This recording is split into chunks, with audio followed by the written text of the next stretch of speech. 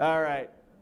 So anyway, here's some ways to improve your muscle testing. Number one, don't expect anything. Be okay with any answer that may come, okay? Because what happens if you're expecting an answer to be a certain way? Let me tell you a true story about what happened. I have 7 children. Let's have a moment of silence for my poor wife. But anyway, we had twins. Sorry. We had twin boys. They're now 24 years old. Well, we already had 2 girls. We had Natalie and Christy, and they're here working. And about 6 months after that, well, there's about a 3-year span where we don't remember anything.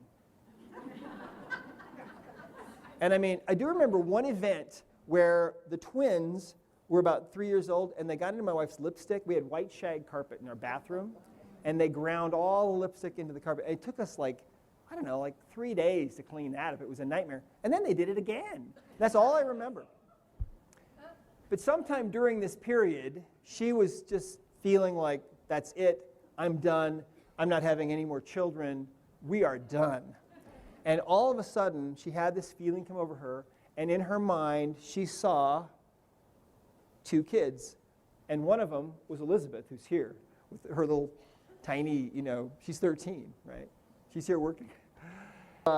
And Jean was able to feel Lizzie's feelings. And she was feeling like, oh my gosh, you mean you're not going to have me? So immediately Jean's heart melted, and she said, okay, all right. And so after a while, Jean got pregnant. And we thought, okay, that's got to be that girl that you saw, right? And so we knew it had to be her. We were convinced, right? It had to be her. So the muscle testing. Now, by the way, listen, when I was in practice, I used to have women come to me to be muscle tested to see what sex their baby was going to be. And I was about 98% accurate, right? Which is probably at least as accurate as ultrasound, right? So anyway, so I started testing my wife. After about 3 months, about the end of the first trimester, you start getting clear answers about what the sex of a baby is going to be. During those first 3 months, it's kind of iffy. Is it a boy? Is it a girl? Yes. It's just weird. But then it solidifies after about the end of that first trimester. And so I tested her, frequently, or at least a number of times, and it was going to be a girl all the way along, okay? And so we were going to have her at home. We had a midwife, right? And everything went fine. The baby was born, and I'm right there, and I've got the baby, Elizabeth, right? And at a certain point after, a minute or so, I decided, okay, well, I better open up her legs, and just make sure everything looks normal, right? And it was Joseph.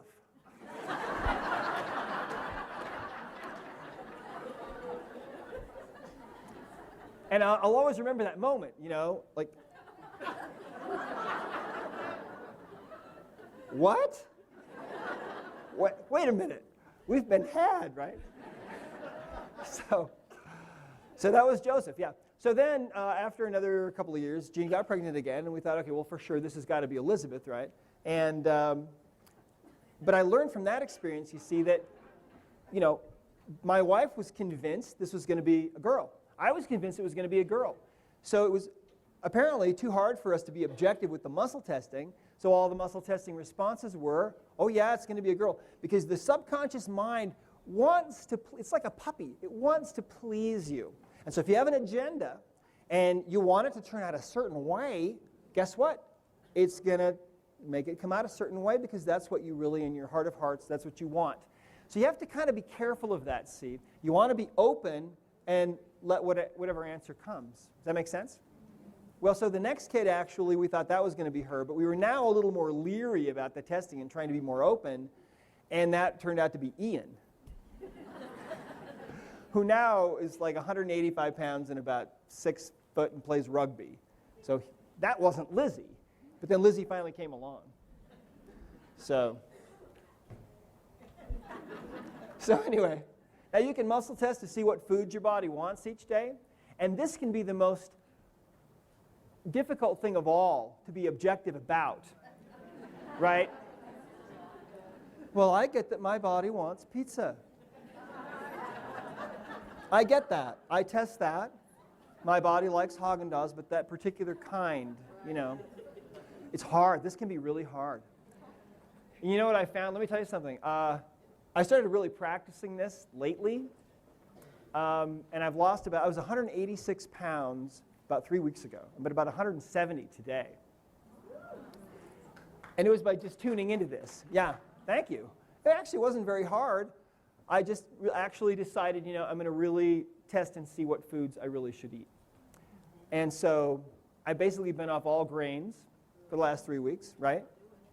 And I found that I can make a meal out of a peanut, practically.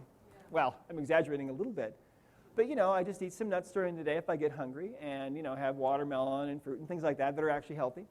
The general rule here is if what you're eating has a label that needs an explanation, yeah, you probably don't want to eat that.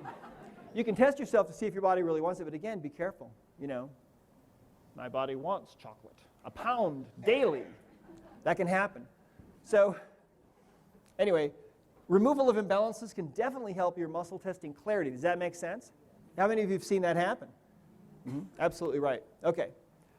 So muscle testing, I believe, is a gift from our Creator to help us to heal ourselves and each other. Okay? It's for accessing information from the subconscious. It's not for winning the lottery, right? How do I know this, you may ask? How do I know this? Well, when I was first learning about this and I first realized, wow, all the information is out there in the universe. Past, present, and future, they're all the same. Every winning lotto number is already, oh my gosh, they're already out there. All we have to do is tune in. So I had this buddy. He and I, tried this, and it didn't work. If it had worked, would I be here speaking to you? No. I'd be broke somewhere, wondering why it didn't work. So anyway, it's also not for determining the future, okay? How many of you have tried to determine the future using, I have tried to do this, It's not for that, okay? It's not for determining the future. It's also not for making important decisions about your life, job, relationships, etc. Should I marry Jim and move to Dubuque? I can't, you don't want to get answers that way on muscle testing. This is for each other, to help each other with our health, okay? Now let me give you a little clue, okay? I've gotten many, many answers to prayer over the years. If you want to get answers from up above to guide you, I promise you, if you ask for help, you will get it. What's the old scripture? What does it say? Ask and you shall what? Receive. You'll receive, and that's absolutely the truth. Absolutely the most true thing ever said. When you're trying to get an answer about something, okay, if you should do something or not, or if it's right or not, here's what you do. Here's what I have found, okay? You ask for help about that, okay? And then you listen and tune into your own feelings. If you have peace about that thing, if you feel peaceful about it, it's the right way to go. If you feel anxiety about it at all, it's not the right thing. That's as simple as it is. That make sense? It's so simple, really. But muscle testing about those things, I don't recommend.